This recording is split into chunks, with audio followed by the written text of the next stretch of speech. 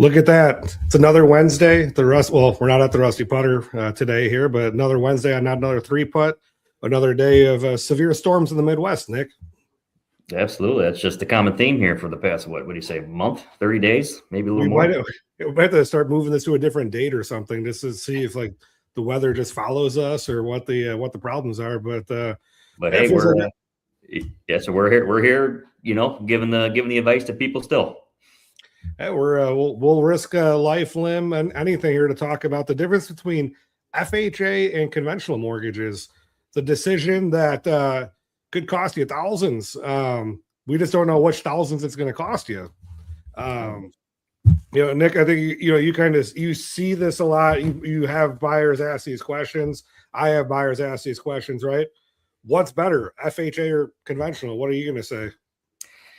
Well, really, the better, if you're just looking at the two face value, if you can get the conventional loan, is probably the better way to go if you're the seller. That's what you're going to maybe take. But really, it gets misconstrued a lot. People think, FHA, no way you can get that closed or anything like that. If your home is move-in ready, you got a nice home. Really, the difference is there's no difference. So if you have a much better FHA offer on the table as conventional, don't pick the conventional just because it's conventional. Pick the FHA offer. Now, if you got a little bit more of a fixer-upper and you got problems in the home, then the conventional is probably your better option there. But really, people misconstrue it. They over-exaggerate, FHA appraisal process and stuff. It's not as bad as it is. If you got a move-in ready home, as long as that offer is better, I'd take that one. I think one of the things that we see a lot in our worlds, right, is that there's an assumption that there's a one-size-fits-all solution. And that's never the case. In my opinion, everyone wants a universal truth, right? Or a universal answer. And it's really what is going to work for you. You indicated too, there's some property condition things we need to talk about. I think one of the biggest misconceptions of FHA is that nobody's actually using FHA. FHA mortgages they're 25 to 30% of the annual originated mortgages in the year, every year. So if there's 30 to 35% of buyers are using this financing for real because mortgages are recorded data, we can track it. It's not that nobody's using these, right? The other part is that does FHA equal bad credit? No. FHA is generally has a 8 to 10% expanded guidance on debt to income ratio. So maybe there's a situation where, there's an income type like overtime that we can't use to qualify yet, but we can use this product that gives us a little bit more wiggle room on debt to income ratio so you can buy the house.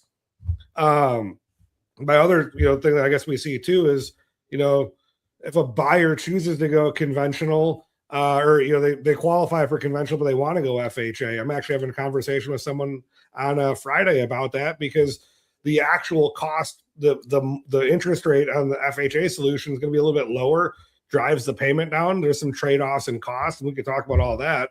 But why else, Nick, have you heard on both the buy side and the listing side of things? Why is conventional considered superior? Why do people feel it's superior? I feel just, public and what's putting out there, and it's not necessarily misinformation, but like, as you said, it's not, one size doesn't fit all. Each deal is a life of its own. Each situation is a life within its own. There's conventional buyers that go FHA for certain reasons, but the generic way to put it is the conventional appraisal process is supposed to be easier on, approving than the FHA. And that is true to some sense, but it's not like it's such a huge difference where they're going to, FHA, these sellers think that, these are going to FHA, the appraiser can come here and make me do all this work. That's not the case. They're not looking for stuff like that. Like I said, if you got to move in, ready home, ready to go, more times than not, 9 times out of 10, they're going through that home and they're approving it and then we're moving forward. And, maybe you took that $5,000, $6,000, $7,000 higher offer and you're better off because of it. Yeah, I think that's the other part too. Like FHA, there's still, you're allowed, like if you want to do appraisal gap coverage, there's some other strategies that you can still use with FHA financing, right?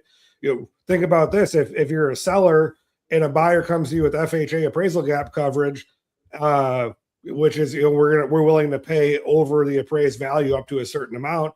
Well, FHA financing, the minimum down payment is 3.5%.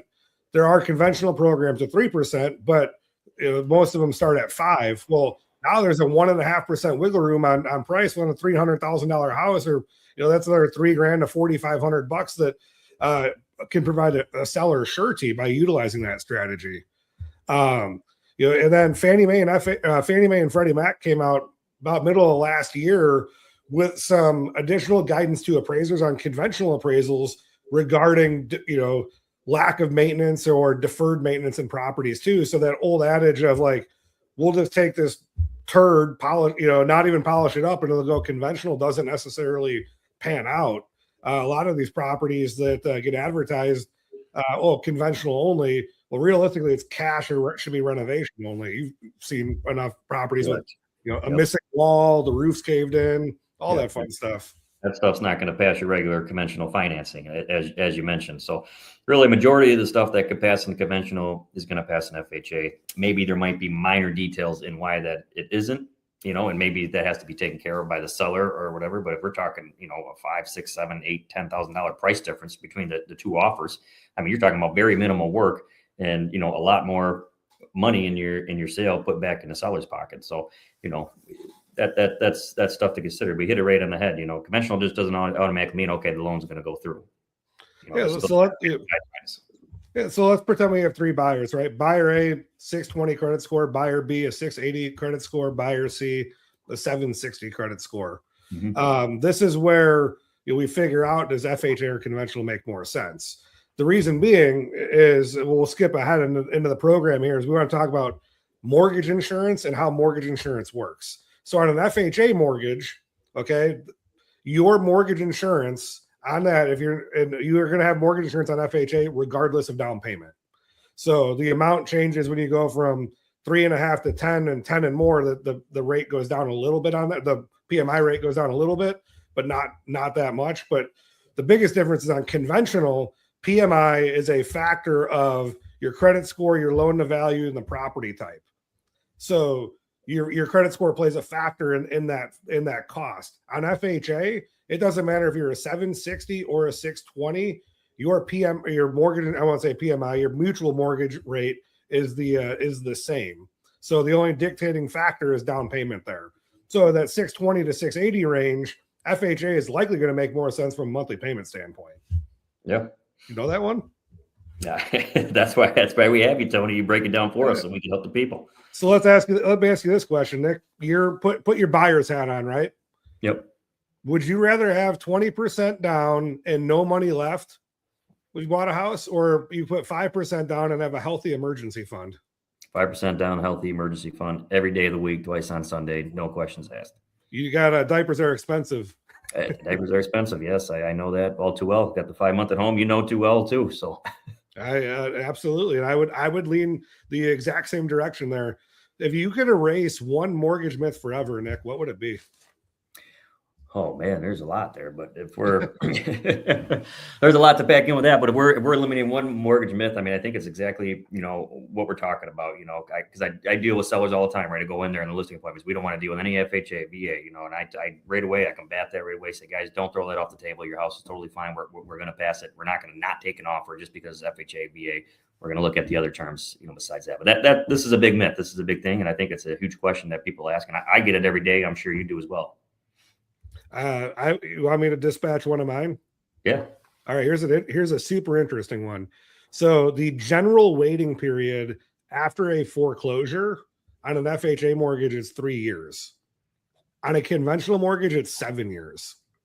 Oh, wow. So you could put 20% down on a conventional mortgage, and there's a high probability that you would have to wait 7 years to buy that house. Whereas if you had a foreclosure previously on FHA, you could be right back in the ring with 3.5% down.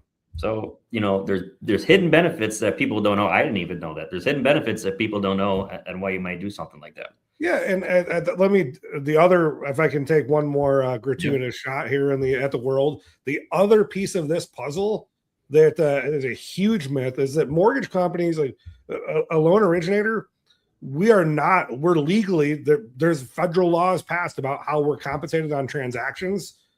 There's no extra benefit to direct somebody into the wrong mortgage. It's always your choice. We're here to provide you with the options and drill it down. And you've seen from buyers that we've worked with, they get option. Hey, this is what option A looks like. This is what option B looks like.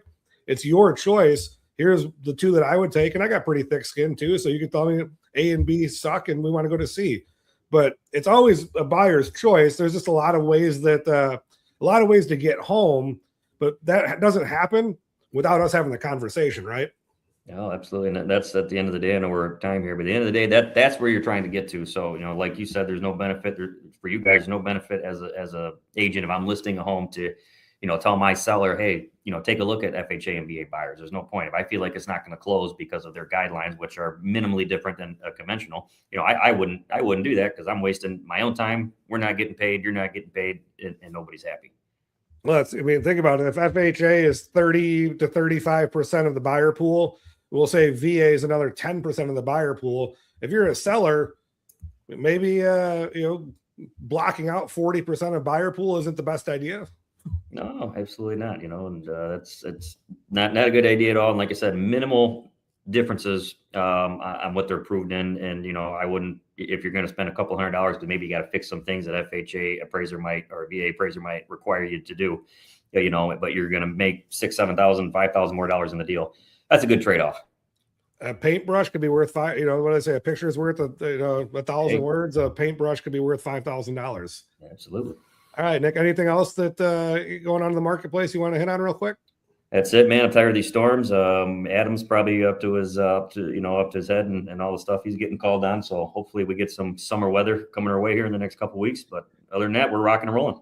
All right. How do people if they want to connect with you and have a conversation about listing their house, buying a house, how do they get in touch with you? All social medias, Realtor Nick Oosting, Facebook, Instagrams. Call me directly. My direct line, 630-284-9624. Call, text me anytime. And we'll talk about it the next time you're on, but now licensed in 4 states. Now licensed in 4 states, yep. All right. You hurry up. You get Midwest storm season, and then next thing you know, you'll be in the fall and you'll have hurricane season in Florida. I'm in hurricane season. I'm getting the heck out of here, man. I'm going to Florida on Friday for a couple of appointments out there. So. All right. Well, that's you guys know how to get in touch with Nick. You guys get me at applywithjr.com. We're out. All right. If I know how to hit the button. I'm done. Cut the show.